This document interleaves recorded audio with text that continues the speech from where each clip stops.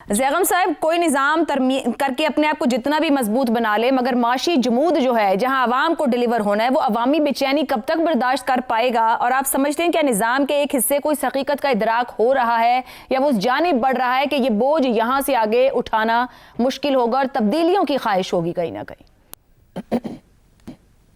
نہیں، بوجھ اٹھانا کیوں مشکل ہوگا؟ عوام کیا کر لیں گے؟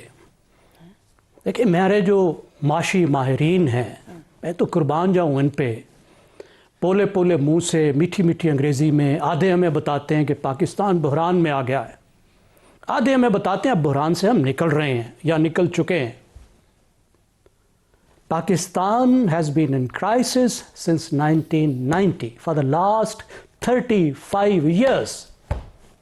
35 سال میں بچہ پیدا ہو کے جوان ہو کے مڈ ایج پر پہنچ گیا ہے، کیا کر لیا ہے؟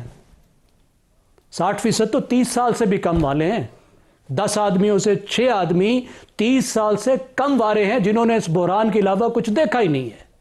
کیا کر لیا انہوں نے اس اشرافیہ کا؟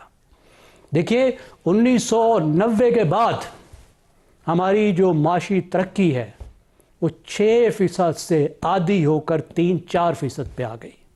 آبادی کی رفتار کتنی ہے؟ 2.5%۔ اس 35 سال میں ترقی کی رفتار کتنی ہے؟ 1 سے 1.5%۔ اور 5 سال میں تو یہ ہوا کہ مرے کے اوپر 100 درے۔ جو آبادی کی رفتار اتنی یا اس سے کم آپ کی ترقی کی رفتار، یہ ہے جو ہم بھگت رہے ہیں۔ 1990 میں ایک پاکستانی ایک بنگلہ دیشی سے دگنا امیر ہوتا تھا، پر کیپٹا انکم دگنی تھی۔ ایک انڈین سے آدھا زیادہ امیر ہوتا تھا، 50%۔